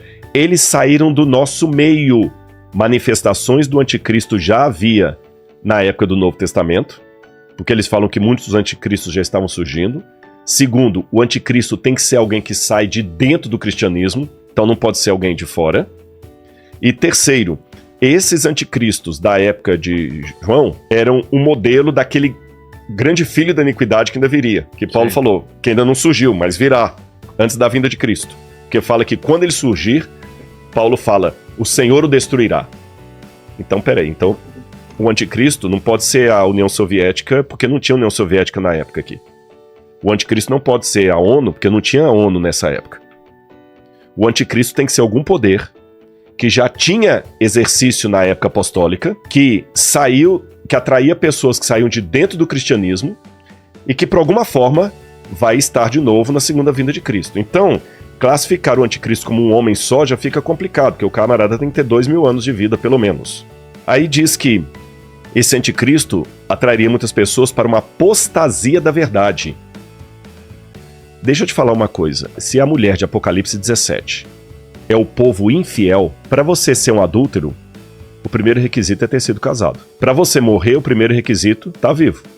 Para você ser apóstata, o primeiro requisito é ter sido cristão. Não existe islamismo apostatado, não existe budismo apostatado, só existe cristianismo apostatado. Então o anticristo tem que ser alguma coisa que vai sair do cristianismo. Aí continua dizendo, o engano do anticristo já começa a tomar forma no mundo toda vez que a reivindicação é feita para perceber dentro da história aquela esperança messiânica que só pode ser realizada através do julgamento escatológico. A igreja rejeitou até mesmo formas modificadas dessa falsificação do reino para vir sob a forma do milenarismo, especialmente a forma política intrinsecamente perversa de um messianismo secular. A igreja entrará na glória do reino somente através dessa Páscoa final, quando ela seguirá o seu Senhor em sua morte e ressurreição. Então, o catecismo, nesse ponto, concorda com a minha ideia pós-tribulacionista. A igreja enfrentará uma perseguição. Mas essa perseguição não virá de fora, virá de alguém de dentro da igreja, que apostatará da verdade, levará muitas pessoas à apostasia. Mas quem seria essa pessoa que de certa forma já tinha ação na época dos apóstolos e vai ter na volta de Jesus?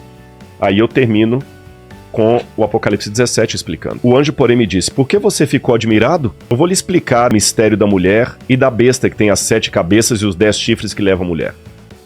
A besta que você viu era, não é, está para emergir do abismo. Era, não é, está para emergir do abismo. Então ela atuava no período apostólico, vai ficar um tempo, assim, incubada, mas ela vai voltar no tempo final. É igual um tumor, que às vezes você vai, cura, ele fica entubado, depois ele volta. Era, não é, e vai surgir do abismo. E caminha para a destruição. E aqueles que habitam sobre a terra, cujos nomes não foram escritos no livro da vida desde a fundação do mundo, se admirarão, vendo a besta que não era, mas tornará a aparecer. Então é alguém que estava na época de João, ficará um tempo de suspensão e voltará a aparecer. Aqui está a mente que tem sabedoria. As 7 cabeças são 7 montes no qual a mulher está sentada. E no verso 18 ele diz, a mulher que você viu é a grande cidade que habita sobre os reis da terra. Qual cidade dominava os reis da terra na época de João? Washington? Não. Moscou? Não. Jerusalém? É. Não, Jerusalém não dominava os reis da terra. De dominar? É Roma. Roma. Essa moeda romana que vocês vão ver aí, ela estava em circulação na época de João. Vespasiano foi o que mandou destruir Jerusalém no ano 70. Você tem aqui o imperador Vespasiano, está escrito em latim, né?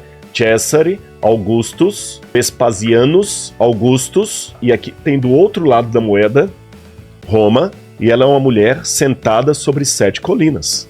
E em todos os livros nós sabemos que Roma é descrita como a cidade que se assenta sobre 7 colinas. Então, ele já está falando, a mulher foi uma mistura do povo de Deus com Roma. E aí o que acontece? O próprio catecismo fala pra gente ficar alerta, que virou uma apostasia. Então, por que não entender que, de alguma maneira, o mesmo poder romano que durante a Idade Média e início da Idade Moderna sancionou tantas perseguições com reis, com Inquisição Espanhola, Santo Ofício, tantas coisas erradas que foram feitas, não pode ser justamente a consubstanciação histórica disso que João viu. Não é detonar com a Igreja Católica. É entender que teve coisas erradas feitas em nome de Jesus que me dá muita tristeza. Irmã Dulce, para falar aqui do Brasil, essas mulheres não andavam com Jesus? Quem sou eu? E os crimes que houve dentro da Igreja Católica? Também houve crimes dentro do mundo protestante, dentro da Igreja Adventista. Eu tenho que lamentar isso e ver que o Apocalipse previu que essa união aconteceria. E quer ver mais onde é que a união aconteceria? João, como judeu, ele sabia que no passado, quando o povo de Israel quebrava a aliança com Deus, eles seguiam através de ídolos. E quer que eu apresente para você qual era a deusa que mais atraía o povo de Israel? É uma divindade, o nome dela é Ashera, que nas Bíblias em português se traduz como Azera. Foi numa época de apostasia que o povo de Israel quebrou a aliança, porque para eles, veja bem, Deus era o oposto do Deus que todo mundo queria ser. Porque Deus era solteirão. Todo mundo queria ser um homem com muitas mulheres e muitos filhos. Os reis tinham muitas mulheres, quanto mais mulheres e filhos, mais poder. Deus solteirão. No Novo Testamento nós vamos entender Jesus como filho de Deus, mas eles não tinham essa luz no Antigo Testamento tão clara. Um solteirão sem filho. Não, vamos arrumar uma mulher para Deus aí. Arrumaram a Ashera. De onde veio na apostasia. A Ashera era uma deusa pagã. As origens dela ainda são dúbias. Alguns pensam que ela pode ter vindo de Ugarit, porque nós temos muita informação de Ugarit, mas outros pensam que ela pode ter vindo da Fenícia. Sim. A Ashera era adorada em vários povos de várias maneiras, porque a Ashera está aí, ela está com a cabeça como se fosse de um pássaro, ela é uma prostituta montada numa besta. Tanto é que num culto de Ugarit nós temos um hino que fala o seguinte: entra a grande Áshera e todos os reis se embriagam com o vinho da sua devassidão. É o mesmo texto de Apocalipse 17. E essa Áshera, que era adorada em vários povos, foi o que fez Deus tirar do povo a proteção. A Babilônia veio e destruiu Jerusalém. E Jeremias fala muito contra o culto às Áshera, que eram árvores às vezes. E olha que interessante, João, quando viu essa mulher montada na besta, lembrou da Áshera. O que João entendeu? Assim como o povo de Israel quebrou a aliança no passado e sofreu consequências disso, o povo cristão quebrará a aliança no futuro. A grande apostasia. Áshera vai voltar. Só que de que forma? Através da cidade que domina o povo inteiro. É alguma coisa relacionada com Roma. E olha que interessante, essa Áshera foi adorada por vários povos. E tem mais uma pista no Apocalipse. Apocalipse capítulo 17, versículo 15. O anjo me disse: as águas que você viu onde a prostituta está sentada são povos, nações. Então ela estava montada no animal e sentada sobre águas. Áshera era adorada por vários povos e cada povo dava um nome diferente para ela. E sabe qual que era o nome que ela tinha na época do apóstolo João? Esse piso que vocês vão ver aí agora é um piso de uma casa romana de pessoas ricas da época do Novo Testamento. E você tem a Áshera. Só que ela num touro, num touro que sentada sobre as águas. Ela tá com um pano, ela tá vestida com um pano assim de sedução. Tá. É justamente a púrpura e a escarlata. Quase mostrando aí as partes. As partes, que ela é prostituta, ela é adulta. E aqui, isso aqui é o mar.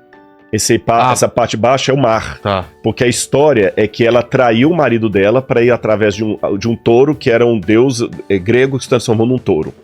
Então ela adultera, abandona o marido para seguir através de um touro.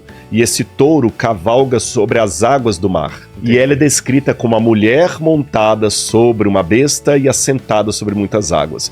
E sabe qual que é o nome que ela tem nessa época? Europa. Aí que é a origem do nome Europa. Nossa. Então, quem vivia na época de João, que leu o Apocalipse, então quem estava na época de João, usando aquelas moedas de Vespasiano, e escutando isso aqui, o que ele entendeu? O povo de Deus, cristão, vai quebrar a aliança no futuro, como os judeus quebraram a aliança no passado. Assim como o profeta chamou Jerusalém de prostituta, o povo de Deus vai se prostituir se unindo com Roma. Isso vai trazer um grande custo. E, de fato, os próprios teólogos católicos admitem que na união da igreja cristã com Roma, quando ela se tornou católica apostólica romana, a partir de Constantino, é que na verdade aí vai um pouquinho depois, que você tem Constantino, que deu para a igreja prestígio, tá certo? Depois, em 500, Constantino é 320 aproximadamente depois de Cristo. Depois de Constantino você tem Clovis, rei dos francos, que dá o exército para a igreja em 508 depois de Cristo. E em 538 você tem Justiniano, que dá para a igreja o poder temporal. E ela se torna, então, a dona da Europa, praticamente. Esse poder só vai ser quebrado quando Napoleão vai mandar o general Berthier prender o Papa, em 1798, se eu não me engano. Ele prende o Papa morre no exílio, depois vem um outro Papa, etc. Mas houve, ao longo da história da igreja, a igreja reconhece isso. Houve papas que usaram o poder de Roma para oprimir os cátaros, os albigenses foram os valdenses. Depois veio a Reforma Protestante, que também cometeu erros. Você vê o Calvino, aí tem uma questão que alguns falam que o Calvino não participou da morte de Miguel de Cervé, que ele pediu para decapitar e não queimar vivo. O fato é que Miguel de Cervé foi morto num país protestante porque não acreditava na doutrina pilar lá do cristianismo. Ou seja, são erros que foram previstos que iriam acontecer. E o anticristo, no final, se ele vai ser alguém, um papa que vai sentar em Roma, vamos esperar para ver. Alguém, na minha opinião, que vai, a partir de Roma, a partir da Europa, juntar o mundo, judeu com juntar o mundo e conseguir fazer. E aqui eu preciso de duas coisas para terminar o Apocalipse. A primeira delas é o seguinte: quando João termina esse grande conflito, ele termina com 3 mensagens angélicas dadas no céu. Apocalipse 14. Vi outro anjo voando pelo meio do céu, tendo o evangelho eterno para pregar aos que habitam sobre a terra, e a cada nação, tribo, língua e povo, dizendo em grande voz: temam a Deus e deem glória a ele, pois é chegada a hora em que ele vai julgar. e adorem aquele que fez o céu, a terra, o mar e as fontes das águas. Seguiu-se outro anjo, o segundo, dizendo: caiu a grande Babilônia. Ou seja, esse anticristo, ele já caiu diante de Deus. Esse caiu aqui, tem duas maneiras que a Babilônia cai. Primeiro por decreto, depois por execução. O decreto é quando, assim, olha, o juiz expediu a desapropriação do imóvel. Tá lá, pelo decreto, você não pode morar mais aí. Caiu. A casa caiu para você. Mas a execução é quando vai o mandato de segurança com a polícia e te tira do imóvel. Então aqui, caiu a grande Babilônia, caiu perante Deus. Mas a execução dessa queda vai ser no capítulo 18, quando de novo repete que um anjo desce do céu, cai Babilônia e Cristo vem com o seu exército celestial para acabar com o anticristo, com Babilônia, com as hostes do mal. E o terceiro, seguiu-se a esse outro anjo dizendo: se alguém adora a besta e a sua imagem, e recebe a sua marca na testa ou na mão, esse também beberá do vinho do furor da ira de Deus, preparado sem mistura. O anticristo é uma paródia de Cristo. É uma falsificação de Cristo. Cristo se assenta no trono do Pai, degolado, porém vivo. A besta do Apocalipse tem uma cabeça degolada, porém está viva. Cristo verdadeiro, ele coloca o selo nos 144 mil. A besta coloca a marca. E no Antigo Testamento, uma maneira de mostrar quem era o povo de Deus, terá os meus mandamentos por frontal entre os olhos e na mão. O que o anticristo faz? Coloca uma marca na testa e na mão. Aí, como eu falei, a outra parte do Apocalipse é apenas uma repetição cumprindo tudo que veio. Você tem agora a promessa de Cristo, quando no capítulo 19, vi o céu aberto, e eis um cavalo branco, e o seu cavaleiro se chama Fiel e Verdadeiro, e julga e combate com justiça. Os seus olhos são como chamas de fogo, na cabeça dele há muitos diademas, tem um nome escrito que ninguém conhece, a não ser ele mesmo. Está vestido com um manto encharcado de sangue, e o seu nome é o Verbo de Deus. Sabe que sangue é esse que está encharcado? Não é o sangue que ele derramou na cruz do Calvário. É o sangue da ira de Deus, quando ele pisa o lagar do vinho da fúria dele, que ele até deu através das 7 últimas pragas na grande tribulação para as pessoas beberem. E depois disso, vem a prisão de Satanás, que é considerado o milênio, e aí o novo céu e nova terra, porque o primeiro céu e a primeira terra passaram. Na primeira parte do Apocalipse, nas cartas, você tem promessas. O vencedor comerá do fruto da árvore da vida. O vencedor sentará comigo no trono. O vencedor, aqui tem a conclusão. O vencedor senta, o vencedor vê o rio da vida, ele vê a árvore da vida, ele vê o cordeiro, o tabernáculo de Deus com os homens, e o Apocalipse termina que Deus enxugará dos olhos toda lágrima. Você tem as 7 trombetas, as 7 pragas. Você tem as promessas das 7 cartas do Apocalipse, você tem o cumprimento na igreja vindo. Você tem os 7 selos, você tem Cristo vindo agora como um cavalo branco. Esse é o Apocalipse. Esse é o cerne da questão. Lembrando que há 4 maneiras de interpretar isso. Preterista, tudo cumpriu no passado. Futurista, tudo vai cumprir no futuro. E idealista, atemporal. E historicista, vai cumprindo ao longo do tempo. E vi novo céu e nova terra, pois o primeiro céu e a primeira terra passaram, e o mar já não existe. Naquele contexto, o mar era a separação dos povos. João estava na ilha de Patmos, cercado de água por todo lado. O mar não era aquela coisa gostosa que você vê pensando em praia. O mar era a prisão. O mar não existe. Não vai ter mais separação. Vi também a cidade santa, a Nova Jerusalém, que descia da parte de Deus, enfeitada como uma noiva preparada para o seu noivo. Então ouvi uma forte voz do trono que dizia: eis o tabernáculo de Deus com os homens, com os seres humanos. Deus habitará com eles, eles serão povos de Deus e Deus mesmo estará com eles.